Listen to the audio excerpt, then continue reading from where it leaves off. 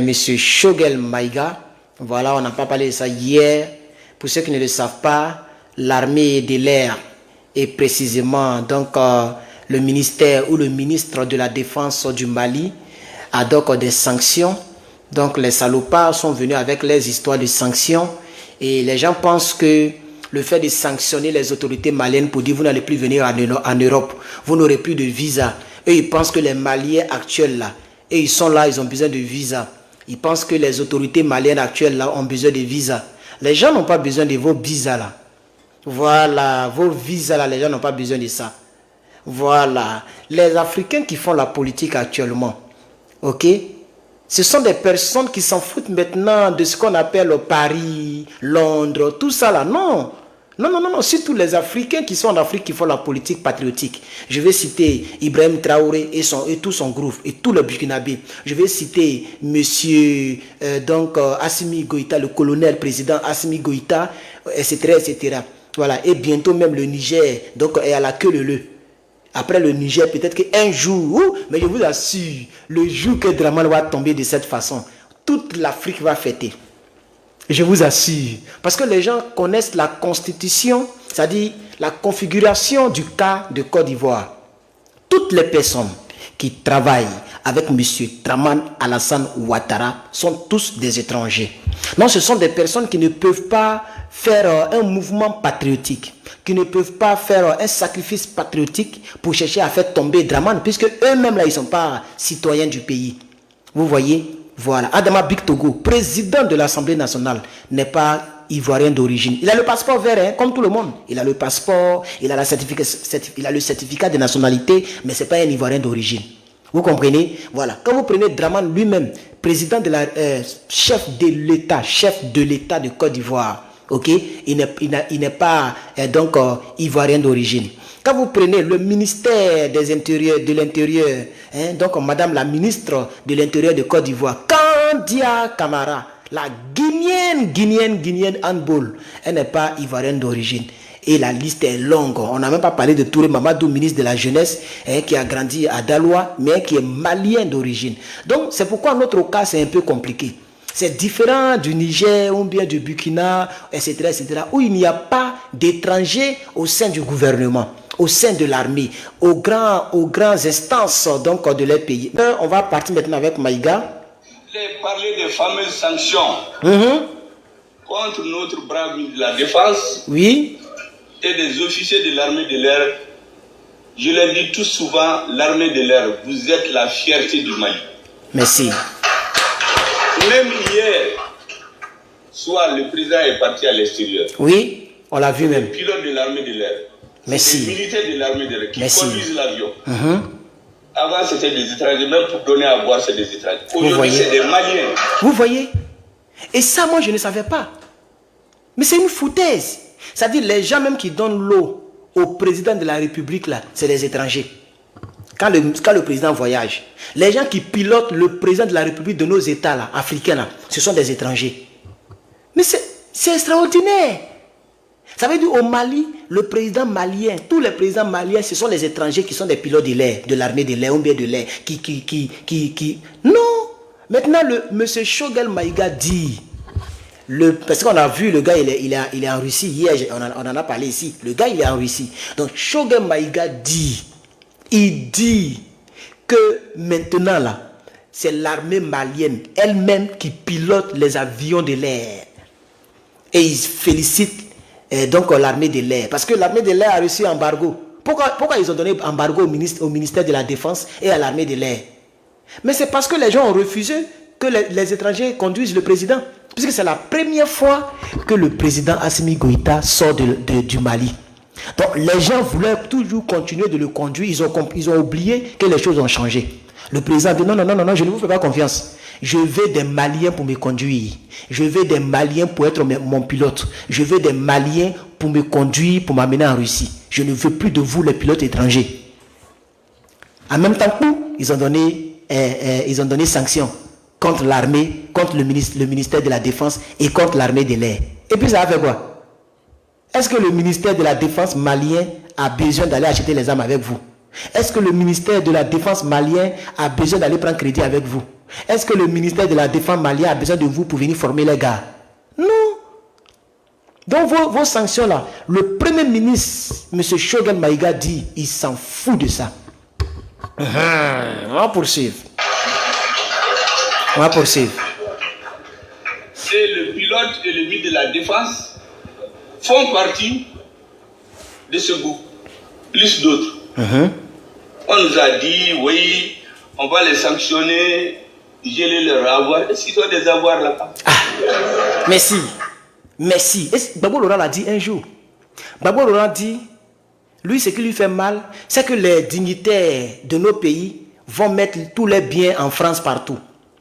Vous comprenez? C'est même chose comme qu'on a bédé. Il y a quelqu'un qui m'a dit hier, et je vous ai partagé cela, que les gens ont mis les mains sur ils ont mis bras sur ses biens. C'est pourquoi il est rentré dans la rébellion. Vous voyez? Gbagbo a dit, mais moi je viens mettre mes biens chez toi, et puis tu me traites de volant, tu me dis, je suis comme ça, puis tu me fais chantage. Mais je ne mettrai plus rien chez vous, dans vos banques. C'est pourquoi Gbagbo Laurent n'avait pas d'argent en Suisse, en France, ni ailleurs. C'était seulement à Cocody, dans une banque quelque part là-bas. Donc c'est pourquoi le ministre dit, premier ministre Choguel Maïga dit, les gens disent qu'ils vont mettre embargo sur nous, et puis, non pardon, sur le ministère de la Défense et sur l'armée, donc l'armée de l'air malienne. Ils vont mettre embargo, ils vont geler les avoirs à l'étranger. Maïga dit, est-ce que même ils ont les avoirs mais à l'étranger même? C'est ce qu'il a dit. Hein. Il dit, vous voulez mettre, est-ce qu'ils ont des biens à l'étranger? Tous les biens des Maliens se trouvent au Mali. Je suis trop fan de les gars, chers camarades. Je suis trop fan de la manière dont les gens la réfléchissent. Malheureusement, mon pays est en retard. La Côte d'Ivoire est en retard. On va bien écouter la partie là. Mais c'est des choses importantes. Hein?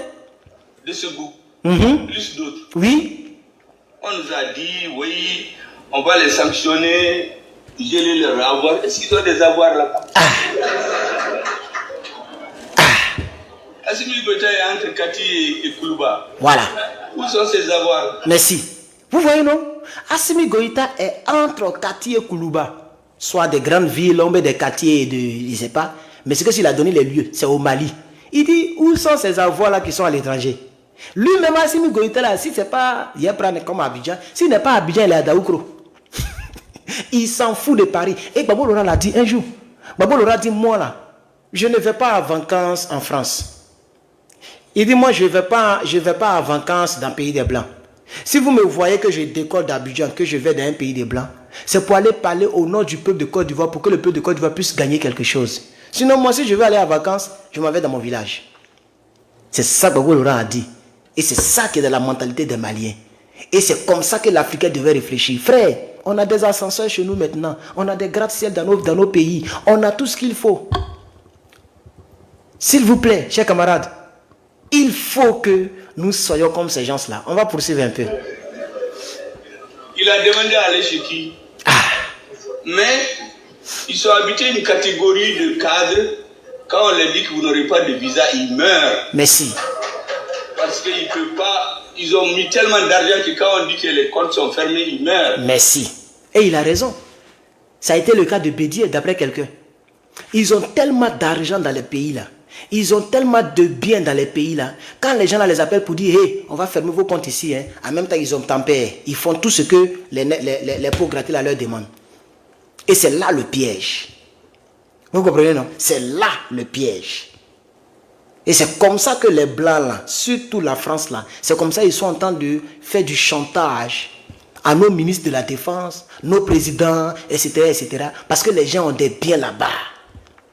Même pour aller se soigner, c'est là-bas ils vont. Donc on leur dit que hey, on va plus te donner visa là. Ils meurent, ils tremblent, ils font comme des... Ils disent pardonnez, pardonnez, ils supplient les gens là. Vous voyez maintenant, non? Voilà.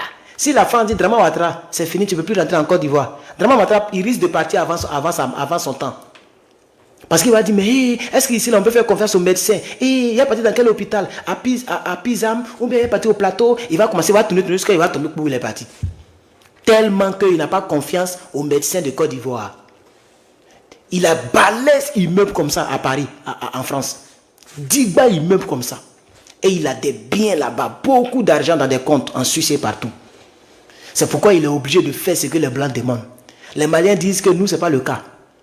Voilà.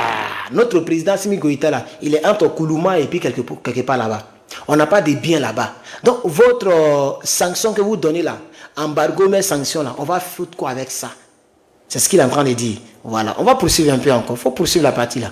Catégorie de cadres, quand on leur dit que vous n'aurez pas de visa, ils meurent. Parce qu'ils ne peuvent pas, ils ont mis tellement d'argent que quand on dit que les comptes sont fermés, ils meurent. Ce n'est pas le cas de ceux, en tout cas, avec qui je travaille. Merci.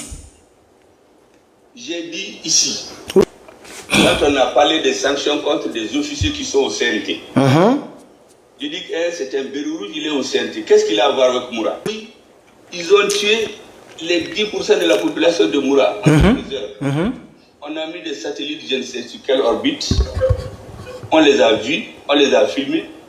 On a mis dans un rapport que je ne qualifierai pas, qui a été bien attaqué à Genève avec des missiles foudroyants par le ministre des Affaires étrangères, le ministre de la Justice, le ministre de la Défense, que le rapport a disparu à Genève pour la réapparaître à New York.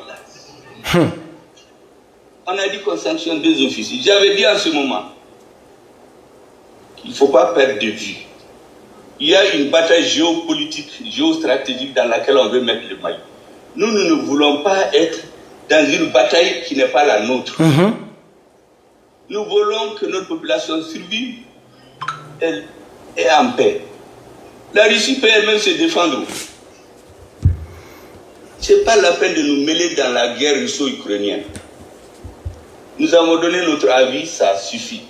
Les batailles, les Africains font des dizaines d'années, ils demandent 2 milliards, on dit qu'il n'y en a pas. On va en Ukraine, on donne des centaines de milliards en quelques mois. Les Africains comprennent. Merci. C'est ça que la vérité. Voilà. On fait des combats pour vous. On est derrière vous. Le jour où on demande 2 milliards, vous dites que vous n'avez rien, vous ne nous donnez pas. Vous voyez? Mais c'est les mêmes là qui vont en Ukraine et qui donnent des multi-milliards. Pendant qu'il y a les gens qui souffrent. Il y a des pays où les gens ne mangent pas. Même une fois, les gens ne gagnent pas. L'humanité souffre. Mais quand c'est la guerre, on décaisse beaucoup d'argent. Vous voyez, non? C'est là le vrai problème. Alors les Africains disent que nous, on a compris maintenant. Ah oui, donc votre guerre là, on n'est pas dedans. Si vous, la France là, vous soutenez l'Ukraine, on n'est pas obligé de faire la guerre à vos côtés. Et il a parlé aussi pour la Russie. Il dit la Russie, elle se défend elle-même. La Russie n'a pas besoin de nous. Hein. Nous, on est dans une alliance pour qu'on puisse acheter les armes. Eux aussi, ils veulent prendre les petits marchés. On signe des contrats, c'est tout. Mais la guerre russo-ukrainienne, elle ne nous concerne pas. C'est ce qu'il a dit clairement. Et ça, c'est clair. Même avec la Russie, il faut que ça soit bien clair. Voilà. Si vous faites votre guerre avec l'Ukraine, vous allez vous battre avec l'Ukraine. Mais on a donné notre avis et ça suffit. On a dit que les Africains, la plupart des Africains sont du côté, donc sont contre le plan de l'OTAN concernant la Russie. Les gens sont contre ça. Mais ça ne veut pas dire que nous, on va aller faire la guerre pour quelqu'un. Voilà, nous aussi, on se débat. On veut être capable de conduire nos présidents. On veut être capable d'imprimer notre propre monnaie. On veut être capable d'avoir notre propre armée. On veut être capable de bouter hors d'état de nuit les armées étrangères comme le 43e Bima en Côte d'Ivoire. C'est ça notre préoccupation. S'il y a des guerres en Europe ou il y a des guerres ailleurs, ça ne nous concerne pas. C'est ce que Choguel Maïga dit ici. C'est pourquoi je dis à certains ambassadeurs que le coefficient intellectuel de ceux qui sont à la tête du Mali et des Maliens sont largement supérieurs à la moyenne à laquelle ils étaient habitués. Ah oui. Il a fait en mathématiques. Je l'ai dit à des ambassadeurs. Ah bon? Parce qu'on mélange les choses, on croit que les Africains ne comprennent. On est en train de nous tuer, on demande 2 milliards de dollars. On ne donne pas. On dit qu'il n'y a pas d'argent. On donne 100 milliards en quelques mois ailleurs. Voilà. Ça veut dire que les gens ne considèrent pas les pays africains. Les gens ne considèrent pas la vie africaine, la vie de l'homme noir. Les djihadistes sont en train de tuer les Burkinabés, les Maliens ici. Les gens demandent 2 milliards de dollars pour augmenter leur équipement. Les gens disent qu'ils n'ont pas l'argent. Mais en Ukraine, là, quand ça fait de l'Ukraine, en quelques semaines, ils donnent plus de centaines de milliards de dollars. Vous comprenez maintenant, non?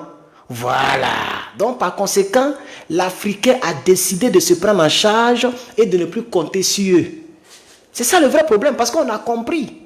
Donc, il dit, le coefficient intellectuel de ceux qui travaillent aujourd'hui au Mali sont supérieurs à la moyenne de ceux qui ont travaillé hier. Ça veut dire la manière dont ils ont traité les présidents d'hier, les chefs d'État d'hier, les premiers ministres, tout ce qu'ils veulent hier, ce n'est pas pareil. Ça veut dire que la manière dont les autres ne comprenaient pas les choses hier, ils ne savaient pas que quand l'armée française se trouve sur ton territoire, ce n'est pas pour te défendre en cas d'attaque, c'est pour t'attaquer en cas d'attaque. Les gens ne comprenaient pas ça hier. En Côte d'Ivoire, les djoulas de Côte d'Ivoire n'ont pas encore compris ça. Je reprends la partie là. Lorsque l'armée française est sur ton territoire, ce n'est pas pour te défendre en cas d'attaque, c'est pour t'attaquer en cas d'attaque. C'est-à-dire le jour qu'on t'attaque, ils vont soutenir ceux qui t'attaquent. Les gens n'avaient pas compris ça hier. On a vu ça clairement dans la guerre. Donc de 2011 en Côte d'Ivoire, 2010-2011. Même depuis 2002. Les gens même ont chanté une chanson là-dessus. Beaucoup de chars devant la maison de Gbagbo, comme si Gbagbo il est français. Vous voyez, on est en guerre. Les gens viennent nous attaquer de partout et ils viennent avec des chars pour encercler la résidence présidentielle. Comme si Gbagbo il est français. Au lieu d'aller encercler leur ambassade, ils viennent encercler la présidence.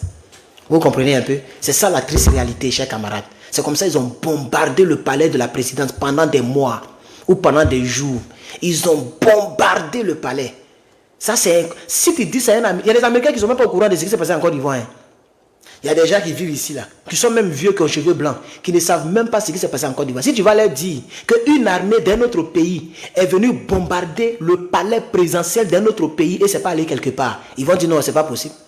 Comment ça? Pourquoi ça n'a pas été publié, public? Pourquoi les gens n'en parlent pas ici? Les CNN, personne n'en parle ici. Oui, ça s'est passé chez nous. L'armée d'un pays qui est loin derrière l'eau, ils sont venus bombarder notre palais présidentiel. Ça dit, l'Américain ne peut pas rêver à ça. Même si Poutine, même il a 100 ans, 20, il n'a pas qu'à de venir bombarder la Maison Blanche. Il ne peut pas. Il ne peut même pas aller bombarder Pyongyang. Il est 1000 fois armé que la Corée du Nord. Hein. Vous savez ça, non? La Russie est 1000 fois puissante que la Corée du Nord. Mais la Russie ne peut pas prendre gros cœur pour aller attaquer le palais présidentiel de la Corée du Nord. C'est pas possible. Même la France qui est là. Même la France plein là. La Russie ne peut pas faire ça. Même si on enlève à faire d'alliance, genre la France n'est plus dans l'OTAN, la Russie ne peut pas se lever pour aller bombarder le palais présidentiel, l'Élysée. La Russie ne peut pas faire ça. C'est pas possible. Même pour les intégrités, ils peuvent faire ça, hein? Et puis ça a créé la guerre mondiale. Mais à cause de l'intégrité, ils ne peuvent pas les attaquer. Parce qu'ils se disent que c'est aussi un pays souverain. Même si c'est un petit pays, c'est un pays souverain. Vous comprenez? Mais la France ne considère pas nos pays en tant que des pays souverains. C'est pourquoi la France est capable de donner l'ordre de détruire toute l'aviation d'un pays. Et c'est ce qui s'est passé sous Gbagbo Laurent. Ils ont donné l'ordre, ils ont détruit tous nos petits Mi-24. On n'en avait même pas beaucoup. 2 ou 3, ils ont tout gâté. Il y a des Mi-24 qui étaient au sol. C'est-à-dire un avion qui est garé. Il n'y a pas quelqu'un dedans. Le moteur ne tourne même pas. L'hélice ne tourne pas. Ils ont bombardé ça quand même. C'était un plan commun pour nous affaiblir pour donc, le truc de 2011. Comme ça, on n'a plus d'avion. Et on est maintenant... C'est-à-dire l'air est contrôlé. L'espace aérien ivoirien était contrôlé par l'armée française. Et l'espace terrestre contrôlé par les casques bleus, par les rebelles, par nos frères Djoula, et puis aussi par les FDS et par les jeunes patriotes qui avaient donc pris les armes pour défendre leur pays, légalement. Ils ont pris les armes légalement. Ils sont partis à l'état-major. Ils ne se sont pas cachés dans bœuf, dans caca de bœuf pour aller faire la guerre. Ils sont partis à l'état-major. C'est passé à la télévision, c'est légal. Si ce n'était pas légal, ils allaient condamner Blé Goudé. Chers parents, le Mali est en train d'avancer et Choguel Maïga est en train de révéler des choses très profondes, très importantes. Malheureusement, chez nous même en Côte d'Ivoire, il y a encore des gens qui sont dans le fait de goudron, qui sont dans le fait de... Il y a un salopard qui est bloqué ce matin-là. Je vous avais dit ça hier même. Il dit non, mais toi-même tu dis que le peuple de Côte d'Ivoire est avec celui qui arrange la Côte d'Ivoire. Mais Ado est en train d'arranger la Côte d'Ivoire. Pourquoi tu l'attaques? Vous voyez? C'est un homme, il ne connaît même pas ce qu'on appelle sens figuré, sens propre. Lui, chez lui, arranger, c'est faire les routes et les ponts. C'est ça qui arrange la Côte d'Ivoire. Non. Le Burkina Faso est un pays délabré, très poussiéreux. Mais quand on fait les classements, le pays là commence à monter un peu. Hein. Mali, c'est poussiéreux. Quand on fait le classement, Mali est devant nous. Hein. Est-ce que vous savez que Mali est devant nous-mêmes? Je ne sais pas si vous savez. Il faut taper, il faut bien vérifier cette année-là. Mali nous dépasse militairement. Vous avez vos ponts. Mali a des drones de dernière génération. Mali a des avions qui font comme ça. Ils ont ça. Pendant que nous, on est dans route et ils sont dans des armées. C'est ça qui est la triste réalité, chers camarades. On va poursuivre. Allez nous mêler dans dans cette affaire-là. Et qu'est-ce que nous avons à voir là-dedans? Mais la technique, on isole ces deux officiers, on les salit. C'est comme quand les fauves chassent en meute. Il boit un peu. Ils voient le troupeau, ils isolent une ou deux proies, ils les abattent. Quand c'est fini, ils s'occupent des autres. Ils croient qu'ils les ont abattus. Je leur ai dit qu'ils les abattront jamais parce que nous n'abattrons jamais nos officiers et notre armée. Maintenant, pour nous faire peur davantage, ils disent qu'ils vont s'attaquer cette fois-ci à l'un des plus valeureux, le ministre de la Défense. De la Défense. Vous savez, moi je travaille avec le président de la transition, surtout, et quelquefois avec le ministre de la Défense, comme tous les ministres. Je vous dis clairement que tous les actes qu'il pose, c'est au nom du gouvernement et du peuple malien. Donc venir l'isoler pour aller la battre, là, ça ne marchera pas. Quand je suis devenu Premier ministre, le premier document que j'ai signé, c'est son ordre de mission sur Moscou. Il était là depuis plusieurs semaines. Vous ne pouvez pas aller. Il est allé directement. Dès que je suis venu, le premier papier que j'ai signé, parce que la sécurité des Maliens était la mère des batailles pour le gouvernement malien. Donc on ne peut pas dire que c'est lui seul. C'est le gouvernement et le peuple. La deuxième chose, tout le monde sait que l'une des faiblesses de notre armée, c'est sa capacité d'avoir des vecteurs aériens. Le pays est vaste. Sans vecteurs aériens, le pays est très vaste et ils n'ont pas. C'est pourquoi ils sont en train de s'armer. Il faut continuer. On ne peut pas gagner la guerre. On nous a privés de tout. En Délimane, il y a une base financée par la MINUSMA, construite par Barkhane, dans le désert. Et on oublie, entre guillemets, de faire un forage. Sachant que dans le désert, le premier besoin de l'homme, c'est l'eau avant les autres aliments. Les soldats n'ayant pas d'eau sortent pour aller dans les puits des villages voisins, des hameaux voisins. Les terroristes les guettent, ils les scrutent.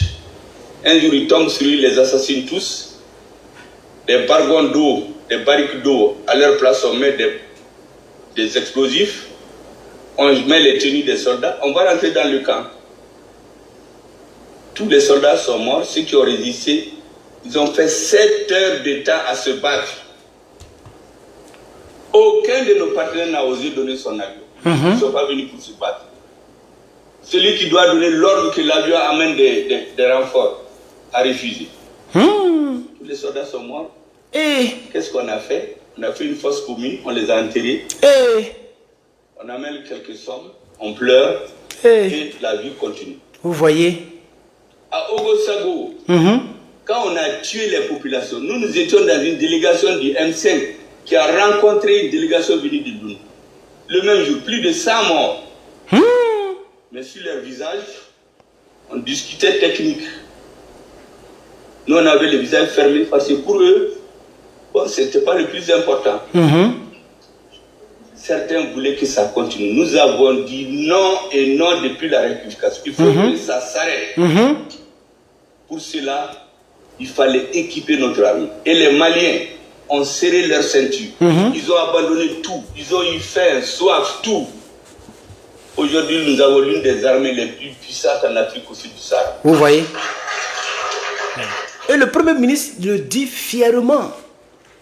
Nous avons l'une des armées les plus efficaces. Il n'a même pas dit ouest africaine, il dit toute l'Afrique sud-Sahara, mais quoi là? Voilà. Parce que pour ceux qui ne le savent pas, le Mali est surarmé. C'est-à-dire l'armée du Mali ne ressemble pas au Mali. L'armée du Mali est plus que le Mali lui-même. Voilà. C'est ça qui est la vérité, chers camarades. Donc, je vais m'arrêter là. Je pense qu'il reste 48 secondes. Bon, c'est pas grave. Je vais m'arrêter là. Vraiment, merci beaucoup.